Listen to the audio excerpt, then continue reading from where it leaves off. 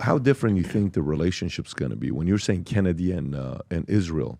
How do you think the relationship's going to be? Kennedy Trump was monitoring them and saying, "What are they doing?" I get that. I'm just thinking. We're not allowing them to be the power in the Middle East. How do you think it's going to be with Trump? I'm worried about that part of it the most because I like the possibility. Trump could be, as Sean said, a crusading president. He could be really a change against war. He could move away from all these policies. But his commitment to Israel is insane because it's wholehearted and he has no modification on it. And he doesn't understand the Arab position. He doesn't understand history, frankly. I wish Sean could spend some time with him.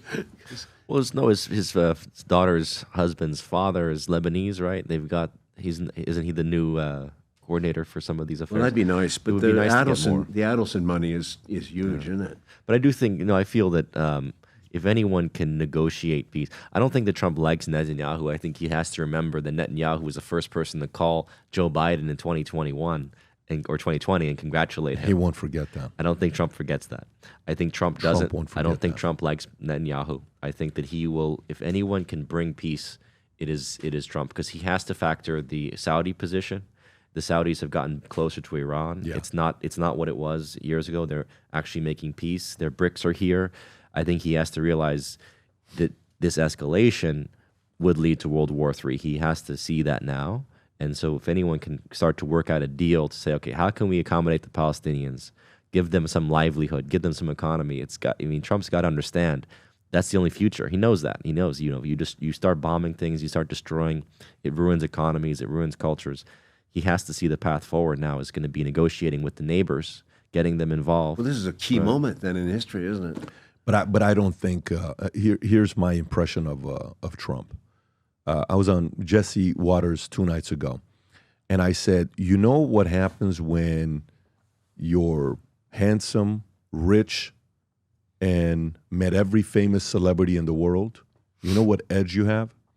One, no girl can sway you because you've been around beautiful women your entire life. Number two, there's nothing you can give him financially for him to be, oh my God, what a great painting, all this stuff. Nothing.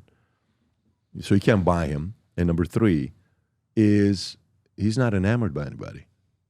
There is no celebrity he's going to meet where he's going to be like, oh my God, I can't believe I'm... Can give him the Nobel Peace Prize. Well, I think, but I think after he does what he does... But don't give it to him like Obama, prematurely. But I think one thing with him, every single time I've heard him talk about Netanyahu, it's always the we'll see. Mm-hmm. And that's key. I hope so. Because we'll see is the pressure's on who? You.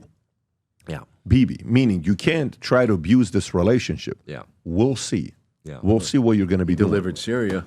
That's right. But that's Biden. Right. That's not under his watch. That's under Biden. I wonder, it's a very key moment. This is. Well, again, it goes back to seeing if there's one thing we learned from Trump in first term, he's not a guy that likes war. He's just not a fan of it. Right. And how many people, he said the other day in an interview, after winning, he's spoken personally. Did you hear how many world leaders he said he's spoken to? He said he's spoken over 100 world leaders already. World leaders. This is not Jamie Dimon. This is not billionaires. This is not Jeff Bezos. This is not Tim Cook, although he's met with them as well. And look at Trudeau, Canada. All of a sudden, you're getting stories about the fact that he may be stepping down and resigning and all this stuff. Yeah, that was interesting, as well as don't forget Venezuela, which, of course, has a lot of oil. What is you've said some good things about Maduro? I said good things about Chavez. Yes. Why Maduro though? What? I don't know Maduro. I met him a few times with Hugo. Listen, I told you earlier that if Democrats were so hysterical about Trump that it turned me off. If you look at how hysterical the United States has been on Maduro and the Venezuelan revolution, it turns me off because we've lied, cheated, put other people called them president. We played every dirty trick on Venezuela we can, starving them, suffering them.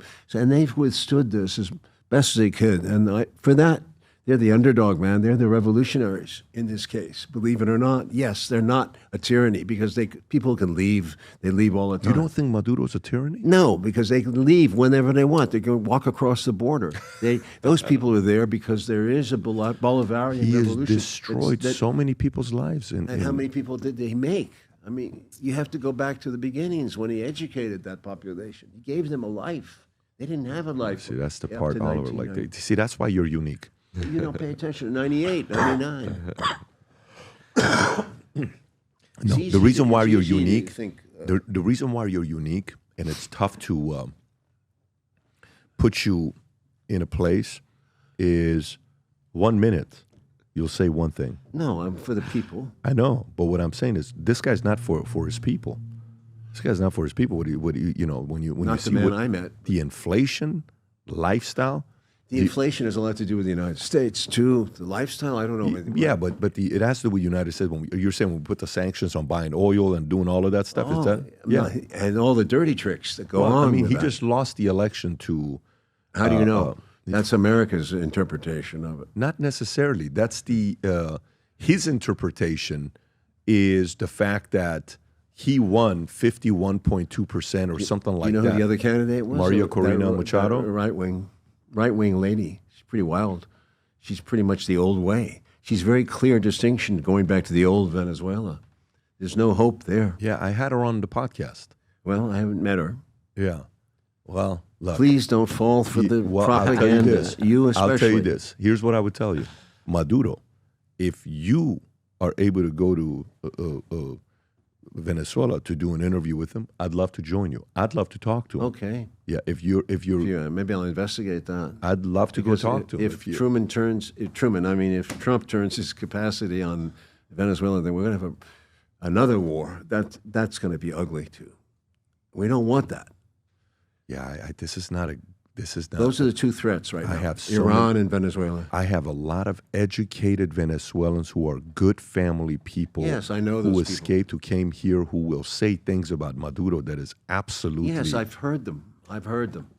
Believe me, I've heard them. But you're But defending he's a him. socialist, essentially. Yeah. Right? Not just any kind of socialist. He's Yeah. a Bolivarian. Okay. Well, socialist. But I think that's the question is that really the best path forward at this point? And I think holding on to the socialist ideal feels antiquated. Well, what do you think about Milei? I think he's working in his way. Absolutely. Everybody from Argentina tells me that. Not everybody. Some people are suffering, yes. But the truth is you can feel both ways. You understand? Respectfully, you are weird, different, and I love it. They're not necessarily a contradiction. No, they are not necessarily a contradiction. Well, I know you got a flight to catch, and Yeah. but by the way, Sean, before we wrap up, where can people find All the President's Men? Yeah, for sure. All the President's Men is on Tucker Carlson's network at this time. Yeah. Also, And by the way, I thought it was ranked. Is this the one that was #1 on Apple or no, not yet. We haven't gone to Apple. It's only here. Okay. My website, seanstone.info, has links to like all my work, documentaries, books. Can we put So all of that below Rob? that might be a good place that people can link to. So okay, so go to your website, and then from there they can go directly to this. Exactly. And We'll they- put and they both can of those find- links. They can find other documentaries and projects. And Hollywood DC is a documentary you're talking about the influence of politics in the media, right? And journalism and Hollywood and film. We get into that in the hour-long special. Actually, that's a good documentary as well. Well, we're going to drive to that. And Sean, I've spent time with your dad. I hadn't spent time with you. But, dude, you're freaking interesting as hell. Well, thank and you. I really enjoyed talking to you as just talking to you. You know, it was interesting hearing your perspective. We know the great Oliver Stone, but this was phenomenal having both of you guys here. What a great conversation. And, again, put the link below. Till next time. And maybe our next time will be in Venezuela sometime. Well, I don't maybe know. so. Maybe we'll go to Venezuela together. Maybe we'll come around. You might not make it out though, Patrick. Well, then that would validate my point. I'd call Oliver. I'm like, Oliver, come get I'm me. just joking. You got to come get me.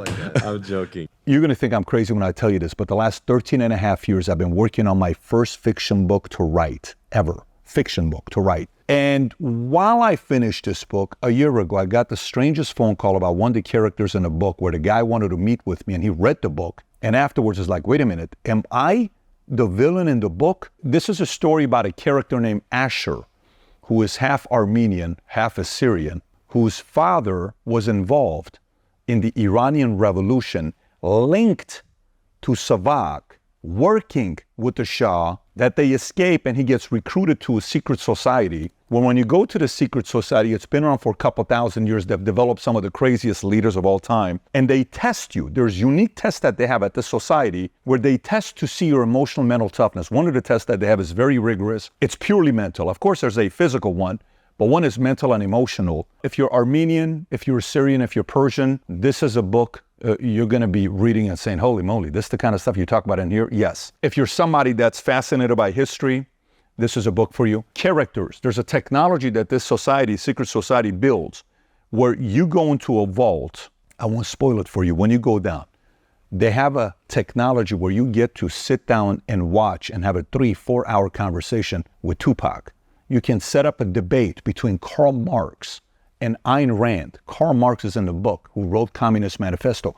Ayn Rand, who wrote Atlas Shrugged, is in the book. Marilyn Monroe explains the concept of seduction and sex in the book. When you read the book, it's about development of the next leaders in the world and how they do it and how they've been doing it for many years. And it's also about how to prevent the end of civilization and how this organization goes about doing it. So, I've never written a parenting book before, but if I ever wrote a parenting book, this is the closest thing to it because it's all mindset, a lot of crazy stories. Again, 13 and a half years. Trust me, I told myself I will not publish this book until I sell my insurance company and I'm fully disconnected from it, where it's no longer my responsibility 100%. When you read this, if you're a creative person, if you like fiction books, if you enjoyed Atlas Shrugged, or if you enjoy Divergent, if you like books like that, I think you're gonna enjoy reading this book. It's the creative side.